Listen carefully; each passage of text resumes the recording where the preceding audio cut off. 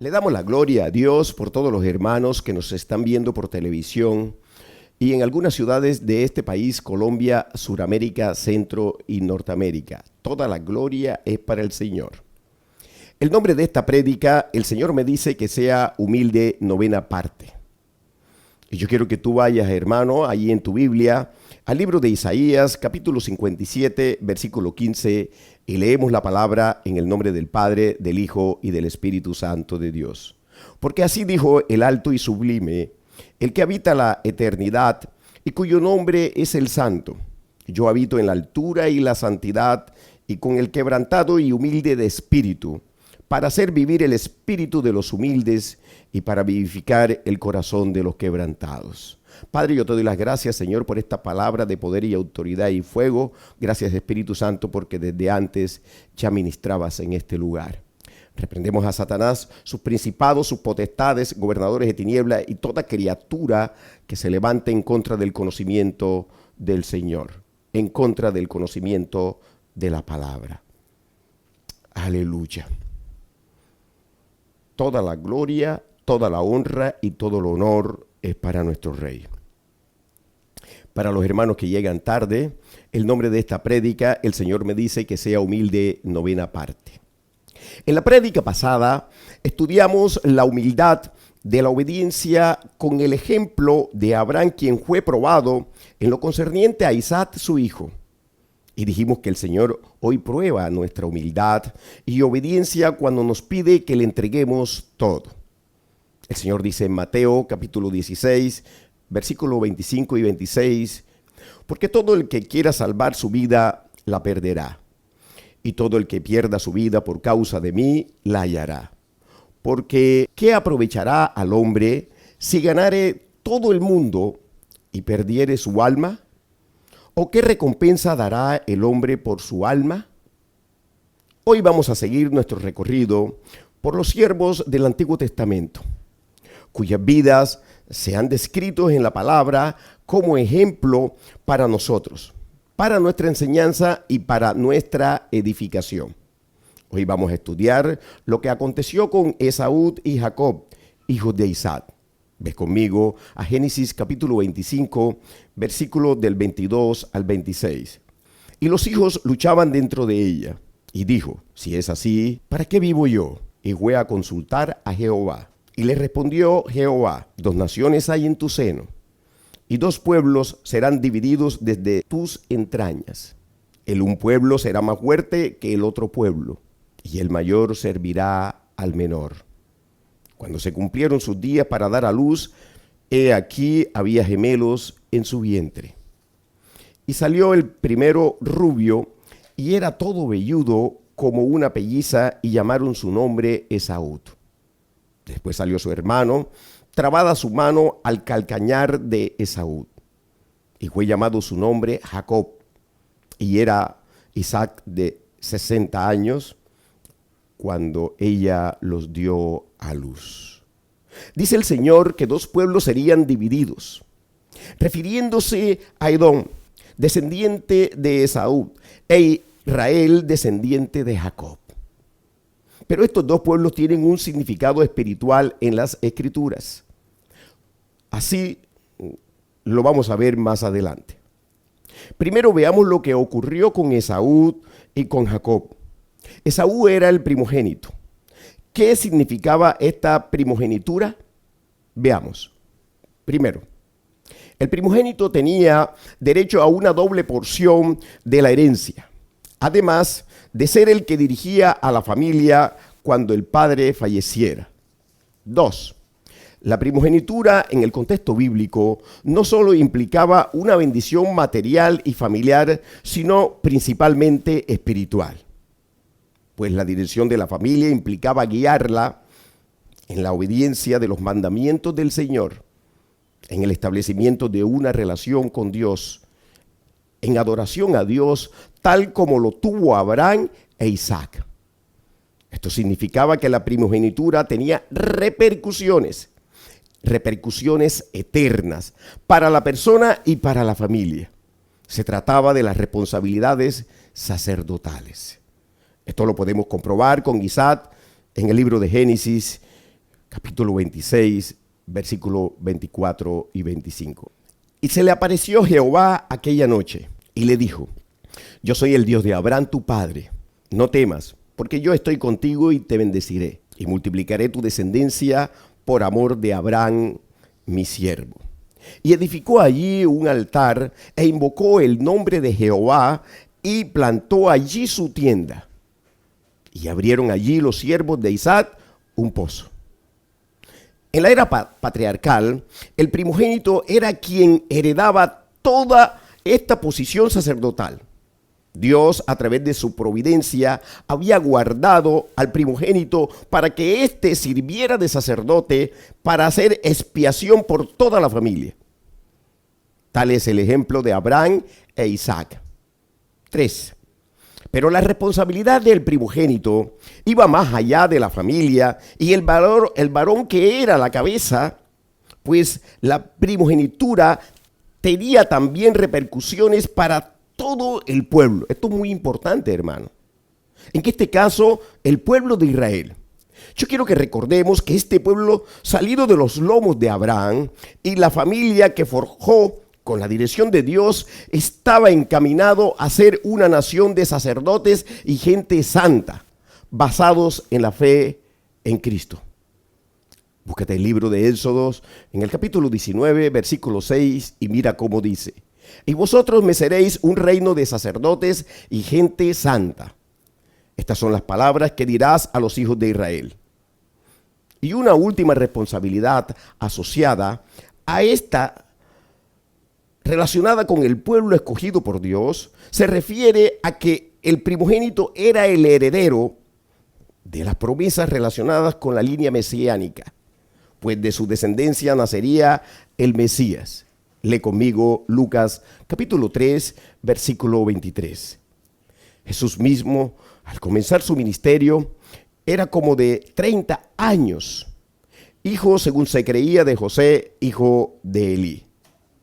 Ahora quiero que continuemos, hermano, leyendo en Lucas 3:34. Hijo de Jacob, hijo de Isaac, hijo de Abraham, hijo de Taré, hijo de Nacor. Estas promesas implicaban los pactos que Dios hizo con Abraham e Isaac, los cuales se cumplirán durante el milenio. El pacto de la tierra, el pacto de la herencia espiritual, el pacto abrámico, el pacto davídico y el pacto nuevo. Vistas las implicaciones de la primogenitura, regresemos a la historia de Esaú. Este varón fue el primero que nació. Yo quiero que me siga en esto. Y por ende era el primogénito. Dios en su omnisciencia sabía que Esaú iba a despreciar la primogenitura. Y por eso amó y escogió a Jacob.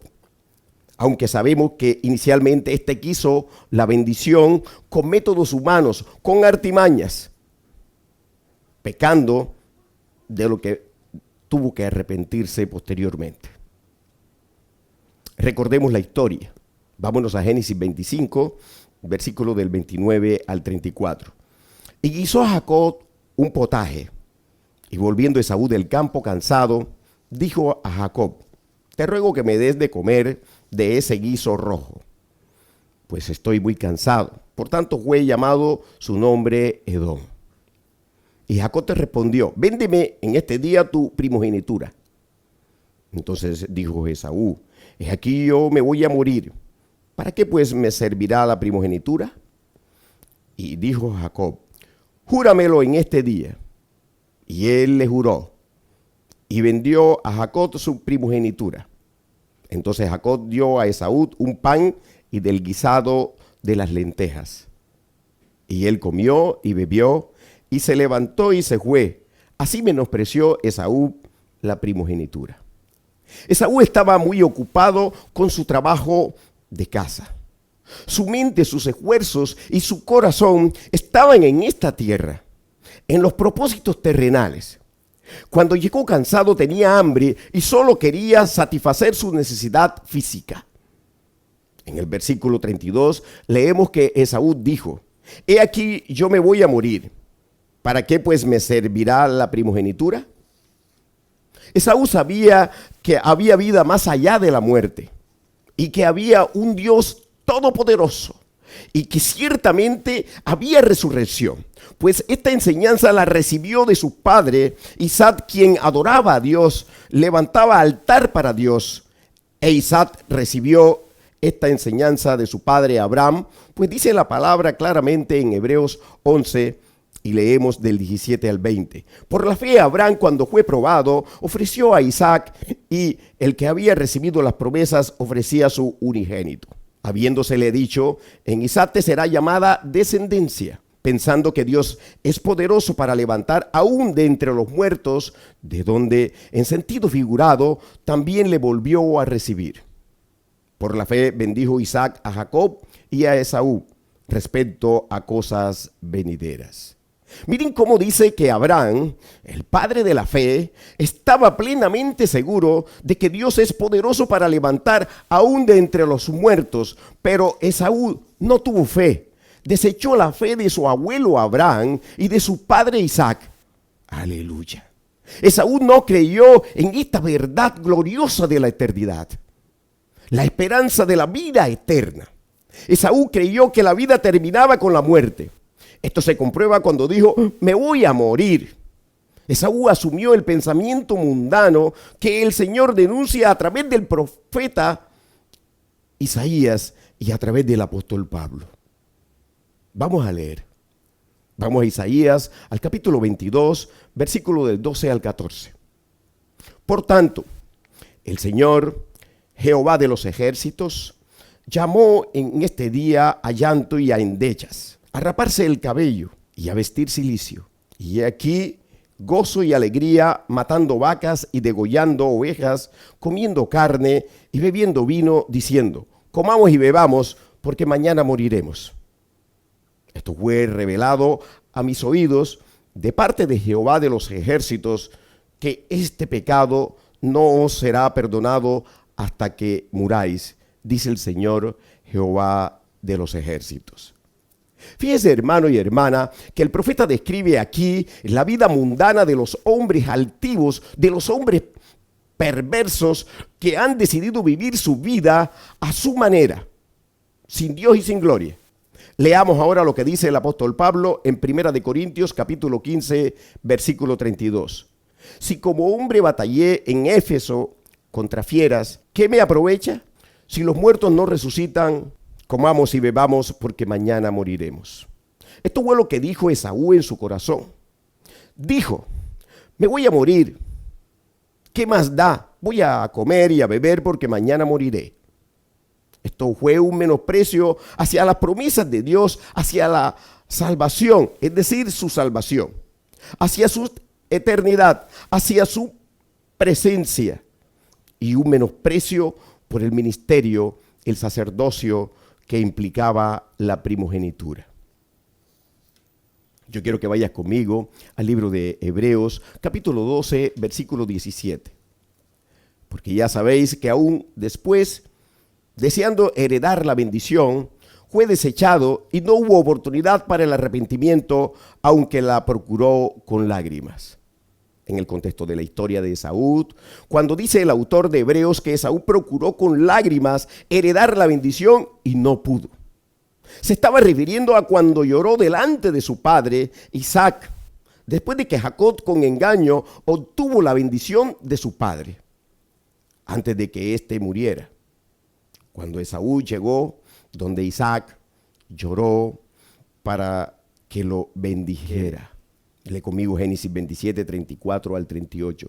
Cuando Esaú oyó las palabras de su padre, clamó con una muy grande y muy amarga exclamación. Y le dijo: bendíceme también a mí, padre mío. Y Esaú respondió a su padre: ¿no tienes más que una sola bendición, padre mío? Bendíceme también a mí, padre mío. Y alzó Esaú su voz y lloró. Lo importante aquí, hermano y hermana, es entender cómo el autor de Hebreos retrotrae este ejemplo de Esaú para compararlo con los creyentes de la iglesia, con el fin, hermano y hermana, de enseñar la santidad sin la cual nadie verá al Señor. Hebreos 12, 14.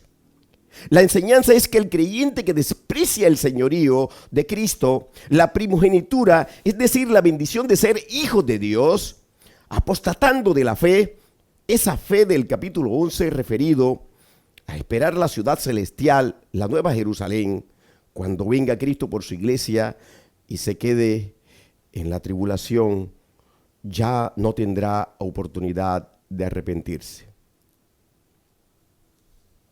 Esaú tuvo soberbia en su corazón y menospreció la primogenitura y la bendición de la vida eterna, pues consideró que no había vida después de la muerte. Y yo quiero que tú notes, hermano y hermana, que cuando el Señor le dijo a Rebeca, la esposa de Isaac, que 2 naciones había en su seno, se refería a las naciones gentiles y a la nación de Israel.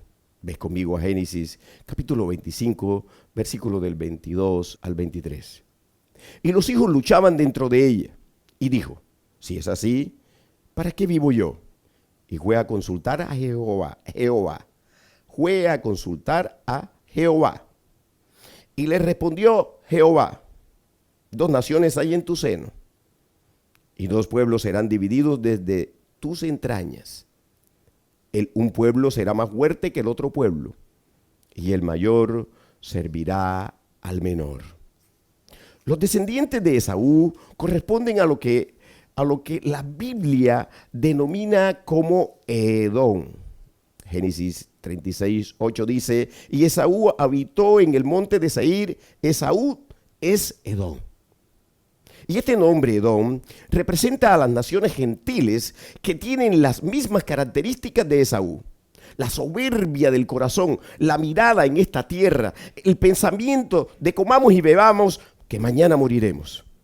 Las naciones gentiles no están interesadas en la vida eterna. Por ello, se les debe de predicar el evangelio de eternidad. Las naciones gentiles andan en la vanidad de su mente, comiendo y bebiendo como Esaú. Pero contra las naciones gentiles representadas en Edom, Dios ha pronunciado profecías en contra de ellas. Ve conmigo a Abdías, capítulo 1, versículo del 1 al 4. Jehová el Señor ha dicho así en cuanto a Edom. Hemos oído el pregón de Jehová y mensajero ha sido enviado a las naciones. Levantaos y levantémonos contra este pueblo en batalla. He aquí, pequeño te he hecho entre las naciones. Estás abatido en gran manera. La soberbia de tu corazón te ha engañado. Tú que moras en las hendiduras de las peñas, en tu altísima morada. ¿Qué dices en tu corazón? ¿Quién me derribará a tierra? Si te remontares como águila, y aunque entre las estrellas pusieres tu nido, de allí te derribaré, dice Jehová. Yo quiero que analicemos, hermanos y hermanas, entre otros, sobre cómo el Señor, ¿verdad?, en esos versículos que acabamos de leer, hace un pliego de cargos contra Edom, enumerando sus pecados con las expresiones no debiste. Por favor, sígueme la secuencia de la descripción que te voy a hacer. Pues no debiste tú haber estado mirando en el día de tu hermano, en el día de su infortunio. No debiste haberte alegrado de los hijos de Judá en el día en que se perdieron, ni debiste haberte jactado en el día de la angustia. No debiste haber entrado por la puerta de mi pueblo en el día de su quebrantamiento.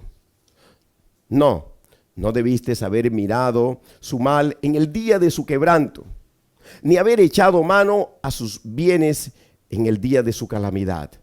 Tampoco debiste haberte parado en las encrucijadas para matar a los que de ellos escapasen. Ni debiste haber entregado a los que quedaban en el día de angustia. Con este pliego de cargos, Edom es enjuiciada. Escuche bien, hermano. En el justo juicio de mi Dios. Y ciertamente, hermano y hermana, hay un listado de pecados enumerados aquí con respecto a la traición. De 3 pecados acusó el Señor a Edom. Te los voy a enunciar. 1, la soberbia. 2, la vanagloria. Y 3, la traición. Mire que el profeta Abdías se refiere primeramente a Edom como la nación específica y al lugar, la ciudad donde vivían sus habitantes. El orgullo y altivez de Edom se originaba justamente en el lugar donde vivía, escucha, el cual se creía que era inexpugnable, impenetrable. También le provenía del hecho de que Petra, su capital, era el gran mercado del comercio sirio y árabe y había muchos artículos costosos. La vanagloria de Edom se debía a que se consideraban sabios y esta sabiduría se originaba en que tenía comunicación con Babilonia, Egipto, Europa e India. De estos contactos surgió la fama de la sabiduría de Edom. Jeremías, al igual que Abdías, se refiere a esta sabiduría. Ves conmigo a Jeremías capítulo 49, versículo 7.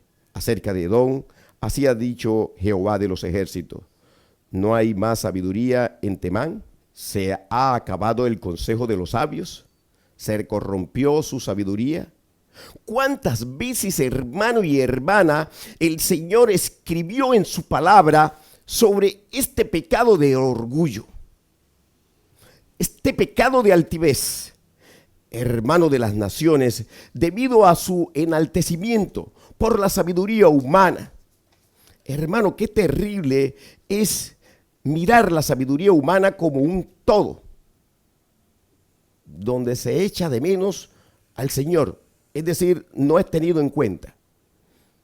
Hermano, por los lugares donde habitaban, por la soberbia de sus ciudades, de sus monumentos.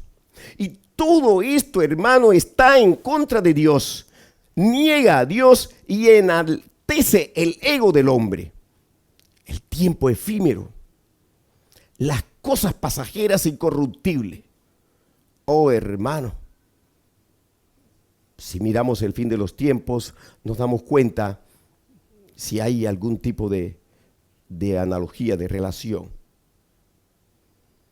Hoy vemos un retrato de Esaú, escuche bien, hermano, en cada inconverso y en cada apóstata que ha abandonado la fe.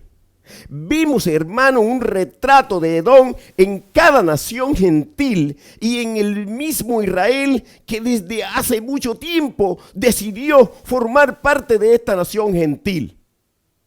Alabado sea el Señor. Oh, hermano, si usted quiere saber qué pasó después, estése pendiente de la prédica que sigue, porque allí vamos a seguir tratando sobre este tema. Padre, yo te doy las gracias, Señor, por esta palabra de poder y autoridad.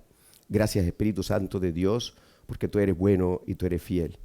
Y tus misericordias son nuevas cada día, Señor. Padre, que mis hermanos guarden esta palabra y que reflexionen sobre lo que tú le has hablado en esta noche. Yo te doy las gracias y te bendigo en el nombre poderoso de Jesús. Amén y amén.